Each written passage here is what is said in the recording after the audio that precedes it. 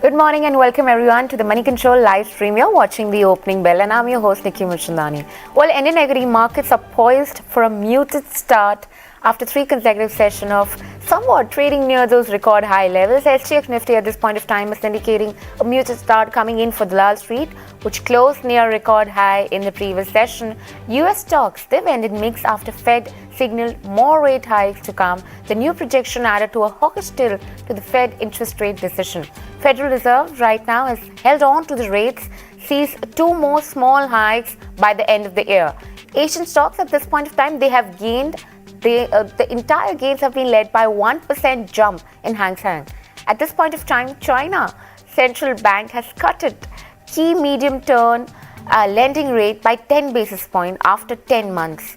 Talk about the FII's data. They've been the buyers for the second consecutive session, purchasing shares to an extent of 1,714 odd crore. And if we talk about the DIIs, they have offloaded shares worth around 654 odd crore.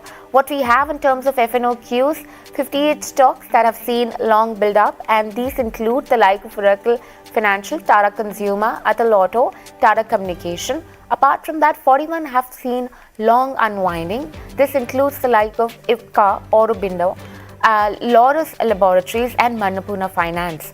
Talk about the short build-ups, almost 39 which have made up to this list, which includes the like of Chambal Fertilizers, HDFC AMC, Wipro and Tata Chemicals. Also, when you talk about the short covering activity, almost 51 stocks have seen short covering activities. Based on the OI percentage, we're seeing almost 51 stocks being included in that list, which include Petronet, Deepak Nitrit, Forge, Hindustan Petroleum Corporation Limited and Canfin. Now, importantly, stocks that are under FNO ban. What has been added by NSE is Z Entertainment Enterprises. No surprise there after the volatile moves that we've seen in the counter for the last two consecutive sessions. It has retained BHEL, Delta Corp, India Bull Housing Finance, India Energy Exchange, India Cements and Mannappuram Finance in the FNO ban list overall. But let us get going and discuss some stocks and strategies today with Chandan Taparia, Senior Vice President, Head Derivatives and Technical Research at Motilal Oswal. Good morning there, Chandan. What are you making out of the trade setup right now? And what do you think the strategy that the market participants should be looking at in today's crucial session of trade? Good morning, Nikki. Thanks for having me. Pleasure. So overall trade of the market is positive. The Nifty index has been making higher tops, higher bottom on the weekly time frame. In between, we witnessed some sort of consolidative move, but every small decline is being bought in the market. So we believe that till Nifty holds above 18,550 zone, overall bias could remain intact to positive, and we are heading towards 18,888 to 19,000 marks. If someone is looking for intraday point of view, then one can utilize the buy on decline stance near to 18,676 as a key level to continue this momentum towards 18,888 level. So continue to be bullish. Buy on decline could continue to be with the market sentiment. Now, if I talk about the Bank Nifty index, here the sentiment and setup is slightly different. If I look at the week-on-week basis, as we are having the weekly expiry today, the Nifty is up by around 1% on week-on-week basis. But Bank Nifty is just flattish, which clearly indicates the underperformance of the banking index. So Bank Nifty has multiple support near to 43,750 zone. We believe with this support, again, buying interest could emerge to us 44,250 to 44,500 level. So if I compare Nifty versus Bank Nifty, will be more bullish on the Nifty with buy on decline. Bank Nifty requires some decisive hold and trigger to get the next leg of rally. And again, in this market, selective stocks are likely to do well. So better to be with positive bias on the Nifty, be with selective stocks, and we believe that buy on decline and overall positive bullish sentiment could be continued in the Indian market going forward. Sure. Since we have spoken about Bank Nifty and its weekly expiry, Axis Bank, that's the one probably stocks and news also today that I'm going to be addressing in. But before that, I need your view and the charts that you're looking at. There is a development which suggests that Bain Capital is going to be selling stake in the company to an extent of 22.5 million shares overall. The offer price is ranges between 0 to 1.4% discount out there, and the stake sale is likely to take place in the offer price range of around 964 to around 977. Chandan, comment quickly on this one. Axis and HDFC and HDFC Bank. These are the two charts, the stocks, three stocks that I perhaps need your advice on, or the market participants are looking their advice on the on the readings out there? Yeah, so first, let's talk about Axis Bank. Major trend is intact, but OFS price is slightly lower, as you mentioned, and some decline could be there. So I believe that the stock will find major support near to 940. If I look at the monthly chart, this stock is up by around 7% in this month itself. Major trend is positive. It is quoting near to its lifetime high. The lifetime high is near to 989. 2 days back, it hit the same. Yesterday, it formed a small bearish candle. But major trend is positive, and we believe that because of the activities, if any decline happens, that could be both. So positive bias could be there, but let it decline and get stability near to support of 945, 940 zone. Upside, slow and steady, then we'll see the move towards 1000 plus. But let it first decline, and then we'll talk about buy on decline stance. If I talk about HDFC Bank, then again this stock is done. However, we have not seen major fall, but slow and steady, the stock is making lower top, lower bottom. If I look at the last 7 weeks, the stock is slow and steady falling down. Now it is near to the key support of near to 1575 level. So we believe that 1575 could provide some stability to this counter, where bigger time frame is still intact, but on weekly and daily it is slightly drifting lower. So both the name Axis, I'll go with buy on decline. HDFC need to wait, and that is the reason that why your bank nifty is also not going up. Now, if I look at the other name, I think IDFC First Bank or ICICI Bank could be two names where we can focus if we have to believe on the long positions. So IDFC First Bank, this stock has potential to move towards 82, 83 level with support of 73 marks, while ICICI Bank has potential to outperform with multiple support of 920 zone. Sure, Chandan. That's the word coming in. Mutual funds may not get holding waiver post HDFC Bank and HDFC merger. The stocks have been focused on account of that. Axis Bank has been garnering strength. Overall, if you look at the Bank Nifty index, it's been one of the top gainer that we have on the list. In other stocks and news, we have CDSL, where BSE has sold in 4.5% stake, and that's the word coming in for CDSL. The stock was active in yesterday's trade.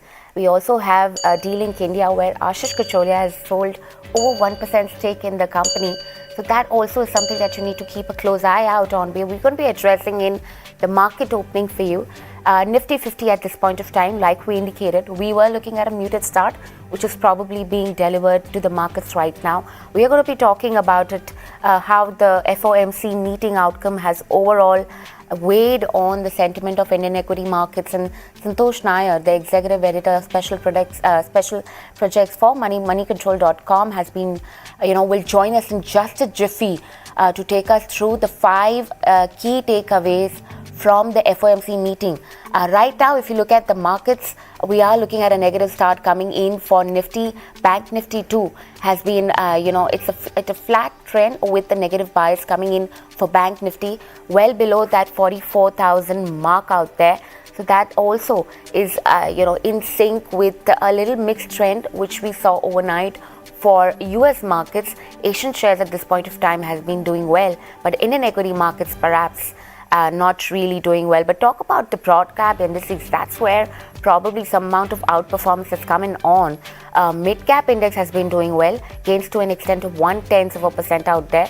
Talk about the small cap index, we're seeing gains to an extent of 0.25% coming in for small cap index overall. And if you talk about the sectoral indices that we have on the chart right now, Nifty IT index has been holding up 28,000 level. At this point of time, you're seeing some amount of that bearish trend probably being there for the entire IT index. According to reports, Q1 is going to be equally disappointing for IT basket overall. Auto index has been doing well. We're seeing gains to an extent, slender gains to an extent of 0.1%. FMCG too has been doing well. In terms of other sectoral indices that we have overall on the list, we have Pharma index, which is up with gains of around 0.4% out there. And in terms of the consumption story, that too remains intact. Advances 33, declines 17. Right now, market breadth clearly is in the favor of advances right now. And if you talk about the top gainers and the top losers that we have on the Nifty 50 list, just to see where the market trend has been moving, we are expecting IT to be the top losers. JSW Steel, well, the Chinese data there and the rate cuts that have come through probably is, right now buoying the sentiment for the metal stocks right now. Tata Steel too is one of the top gainers that we have on the list. Talk about the top losers. Axis Bank also is shining right there. Britannia, Hero MotoCorp are some of the top gainers that we have on the list right now. Talk about the top losers. Kotak Mahindra Bank, Coal India and Tech Mahindra. These are some of the top losers that we have on the screen right now. Let's actually discuss in the 5 key takeaway that we can see from the FOMC meeting. US Federal Rate Reserve probably put a pause, just like how RBI did it, but said that they probably see in more 2 rate hikes coming in. Santosh Nair is here to take us through the details. Hi, Nikki. Thanks for having me here. So clearly, the Fed had said that, indicated that interest rates are likely to stay higher for longer, and that message in a way has been reiterated at the latest meeting. And the Fed at the same time has tried to assuage market a bit, but there's no denying that this is some kind of what the market calls a hawkish pause. Yes, there is a pause, but at the same time, the Fed has also indicated that there could be at least 2 more rate hikes, that is 0.5% increase in interest rates before the year is out. Nikki, one thing which the market had been hoping for, which is that a possible cut in interest rates by the end of the year, now that looks very difficult, although the Fed has said that it would take view based on the inflation readings going down the line. But at this point, let's not forget that the labor market, which has been the biggest stumbling block for the Fed in cutting rates, that continues to remain pretty healthy even at this rate and at this time. And the Fed doesn't want to be in a situation where it decides to ease and then inflation comes back with a vengeance. So that is something the Fed cannot risk at this point. And the last thing is that the Fed is in a slightly difficult situation at this point in time. There are pockets of weakness in the economy. If you look at commercial real estate for one, there seems to be some bit of pain building up there. Some of the big banks are also taking write-downs. Small and mid-sized banks, they are also facing, they are in a bit of a spot. The situation is much better than what it was till a few months back when you had a series of 3 banks collapsing. But since then also, if you see, small and mid-sized banks are going through a bit of problem in terms of making fresh loans to their customers. Now, on one hand, the Fed is trying to avert a credit crisis, credit crunch, Right. which means that rates, it needs to lower rates, Right. so that to get people to borrow more. But at the same time, you have inflation which is high, Right. which means that you need to keep the rates high. So Right. it's a very difficult situation for the Fed at this point. It's trying to solve 2 problems simultaneously, something which it has not done in the past. Right. So these are some of the key takeaways from the latest meeting. Sure. Santosh, quickly, your impact that you think will, sectors that you think will be more affected with this move, sure, as a sentiment, if not for a fundamental play out. More than sector, I would say let's look at what kind of an impact could it have on the Indian market. Previously, whenever the Fed used to hike rates, it was always taken as a negative for the Indian market for 2 reasons. One is dollar becomes stronger. When dollar becomes stronger, obviously your import bill goes up considerably. Besides that, a lot of portfolio money then goes into US Treasury bonds, because that US Treasury bills, because you're getting a decent interest rate out there, so you don't really want to take more risk. So that's bad news for emerging markets in general. But at the same time, what has changed in a big way is that you're seeing very strong domestic inflows coming into the market. So FI selling at this point is not so much of a concern. They've been selling very aggressively in FI 21 as well as FI 22, but the market has been able to absorb it. So you got strong domestic flows. So at this stage, I would say market is not so worried about hike in interest rates in the US, although it would ideally mean, normally mean that would translate into tighter liquidity across the globe, because Indian markets at this point in time are not so heavily dependent on FI inflows as they were till some time back. So that's where the situation stands. In terms of sectoral trends, probably to some extent, whenever interest rates tend to come off, that's a good sign for ITs, the tech sector in general. So conversely, if interest rates stay high, that is not something good for the tech sector, but this can be interpreted in another way also. IT stocks have underperformed over the last year, but there's a section of the market which says that high inflation in US actually may be good news for Indian IT companies, that because the wage differential then increases even further. Already you're seeing that the labor market in the US is quite buoyant. If the wage bill there is much higher, it will always make sense for the companies there to offshore a lot of work to India.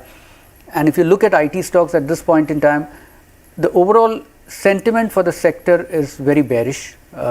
If you look at the IT index, it is down a little over 5% over the last 1 year. So it is not very overowned, which typically works well whenever sentiment improves slightly at the margin, then you see a good run up in the stocks. So that's my take on IT sector. Fair enough, fair enough. Point well taken. Actually, pretty of foreign brokerages have also suggested that, you know, if you talk about the expectation, what has happened through in terms of the Q1 expectation, most of these companies are expected to disappoint as well. But Santosh, we're going to leave it at that. Thank you so much for taking out the time and speaking to us. My pleasure. Ambit on persistent system, it's initiated a sell rating out there. So that's the word coming in. Overall, there is negative sentiment which is now building up for overall the IT pack. But Chandan, if he's there with us right now, just to give a handover of the IT stocks right now, what looks attractive before we can move on to the fundamental discussion out there? Yes, so if I talk about the Nifty IT index, it has been consolidating in the range. Selective mid-cap stocks are doing well while heavyweight stock got stuck. Especially when I talk about TCS, it is not surpassing above 50-day exponential moving average, having multiple hurdle near to 3270 marks. So let it surpass above the same, then only we get the stability. Even Infosys is also finding hurdle at 50-day exponential moving average, and hurdle comes near to 1320. So these two major name, Infosys and TCS, are not surpassing immediate barrier. That is also the hurdle near to 50-day mark. But if you look at the mid-cap space or other name, then I think that selective buying interest could emerge. So if you look at the name, I think you can focus on the Dixon as one of the strongest name. Looks good. It is support near to 4300, can head towards 4600 level. Apart from that, can focus on the Coforce. Good recovery as seen in the counter. It is at words of fresh breakouts. However, today is slightly down, but utilize this decline. Buy near to 4580 for upside move towards 4800 level. So better to be with selective name in IT, while selective heavyweights could be in range bound or could see the restricted upside in this market scenario. All right, Chandan, thank you so much for taking out the time and speaking to us. It's indeed a crucial day, and a lot has been happening in today's session. Dixon is the one that Chandan suggested, but we're moving on to the fundamental discussion just to assess the impact of the FOMC meeting outcome overall on the Indian equity markets. And to join us to take the discussion forward, Anand Tandon, the market independent expert out there, who's going to be joining us. Good morning there.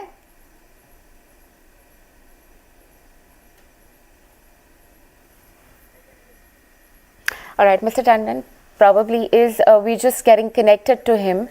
Mr. Tandon, good morning. I hope you're with us and you can hear us. Good morning there. I'm going to start off by asking you about your assessment overall on, the outcome that Indian equity markets have, and probably the FIIs.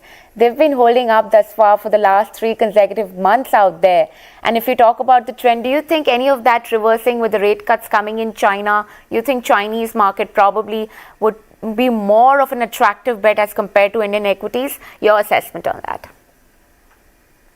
Well, yes and no. I think fundamentally, if you were to look at Chinese market, it is both fairly cheap, as well as the fact that the government has decided, or the central bank has decided to cut rates, is obviously going to do well for the economy. But the question really is that, is it investable for foreign investors anymore? Because the paradigm has shifted. It is no more, capitalist economy or capitalist market within a communist framework.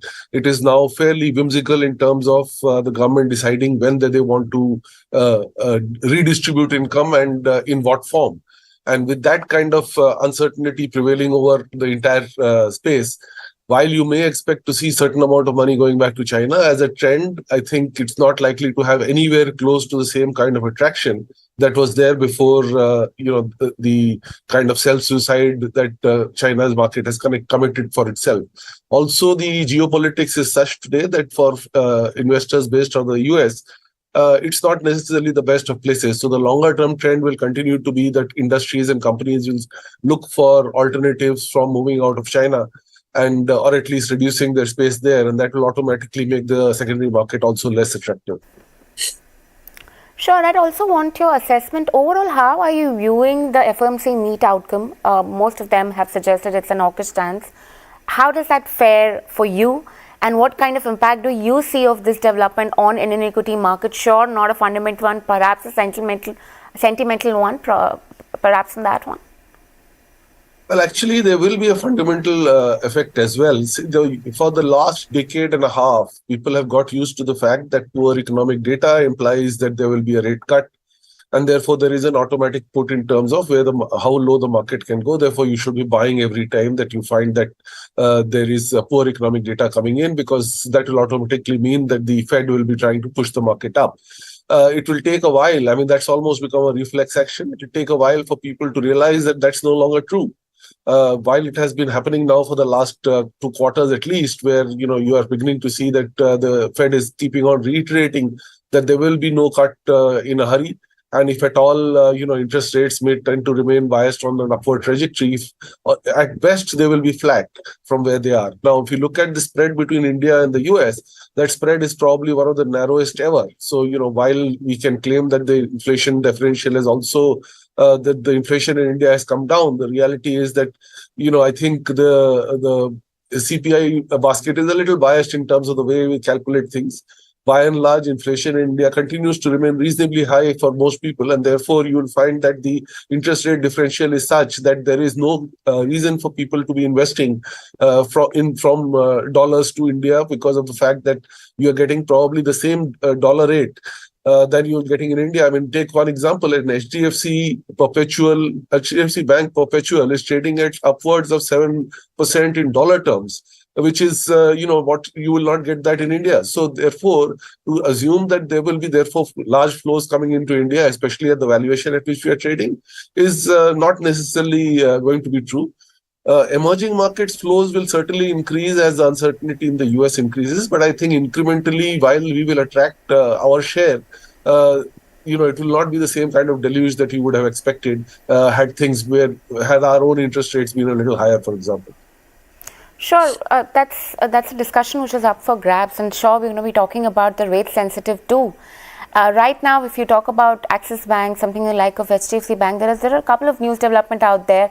Banking for sure has been a space which has probably been in a sweet spot for the last 2 years, and this year it's been no different.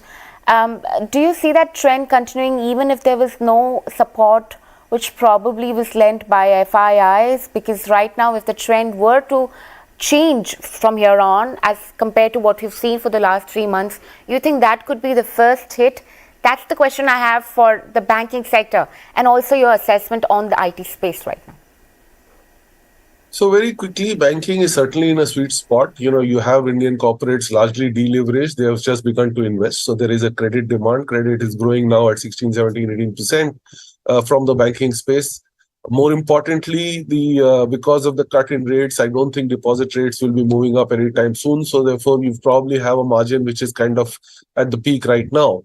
Now, from here, it's unlikely that the margin growth will happen. But in terms of being able to grow the book, as well as earn clean money for the next couple of years, I think that's a given. So corporate-facing banks are likely to be reasonably, well-positioned. The consumer segment has already been doing quite well. So definitely banking is in a sweet spot. Now, the question is that among the larger banks, except for, let's say, an HDFC, because of the technical factors surrounding the merger, and perhaps to some extent SBI, the valuations have pretty much caught up with, where they could be on a sustained mid-cycle or, slightly beyond mid-cycle level. So you are basically looking, Kotak would have been a good bet, but there is a question of the management change that is impending there. At the end of the year, Mr. Kotak will be retiring, and therefore we don't know yet who's going to be taking over. So among the top few banks, you are left with pretty much, ICICI. And I think, in my view, if you're willing to wait it out, then HDFC Bank itself looks reasonably attractive, as does SBI. So overall, I think the banking sector still looks good. IT as a contrarian bet, it may be interesting. Clearly, the demand situation right now is not great, and therefore, the top line growth is going to be subdued, and that will automatically mean that the margins and everything else will be under pressure. But to some extent, valuations are reflecting that. I think the joker in the pack for IT is the kind of disruption that that your GPT kind of developments in the AI space are going to bring through, because there is going to be a fair amount of change in the IT services business that we are foreseeing. For the near term, I'm expecting that will actually benefit the companies like Infosys and so on, as hopefully they are able to move their manpower base into using this kind of generative AI and speed up their efficiency and ability to deliver. But over the longer term, that may put a challenge on this overall services space as well. So for the near term, I think it's a good bet for looking at over the next 1 to 2 years. Beyond that, it's a difficult call to make. Right, that's quite a contrarian bet coming in for the IT stocks overall. But Mr. Tandon, now according to you, FOMC meeting is out of the way, RBI monetary policy is out of the way. Now the next trigger for the markets is perhaps monsoon and El Nino, right?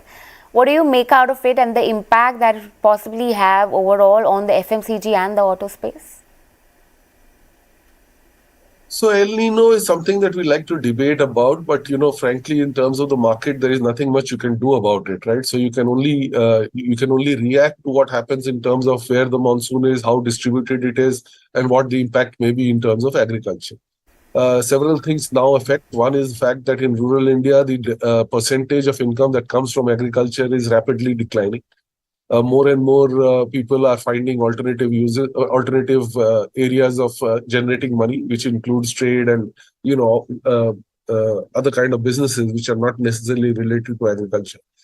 More importantly, I think, given the fact that we are in an election year, there are several state elections which are coming in, and there is also the central election looming next year. The governments will step in to make sure that the income of the farmers are not going to be affected. So to my mind, it is not very fruitful to be worried about where the monsoon will be. In fact, one should be looking to see how to position yourself. And I would argue that consumer demand from rural India will incrementally increase from here over the next 12 months. In that context, FMCG is certainly a space that one should be looking at, especially those where the inputs are commodities, where the prices have started to ease off. So if you look at, for example, soap manufacturers, most of their inputs have become cheaper, and therefore you should be expecting to see some revenue increase there. If you look at the companies like, Tata Consumer, their largest product, that is salt, again, it's a chemical entity, therefore you are likely to see that some of those prices would have eased off, the margins would increase. So Jyoti Labs, Tata Chemicals, Tata Consumer, even perhaps Godrej Consumer, these are companies that are likely to quite benefit from the reduction in inflation going forward. All right, so that's the word coming in. Tata Consumer and Godrej Consumer, these are the two bets that you keep an eye out on within the entire space when it comes to the FMCG space. But Mr. Tandon, thank you so much for taking out the time and speaking to us this morning. It was a great pleasure having you with us. Thank you for having me. Right, with this, it's a wrap and goodbye from the entire team who puts this piece together. Thank you so much for watching. And for rest of the updates, stay tuned into moneycontrol.com and Moneycontrol app.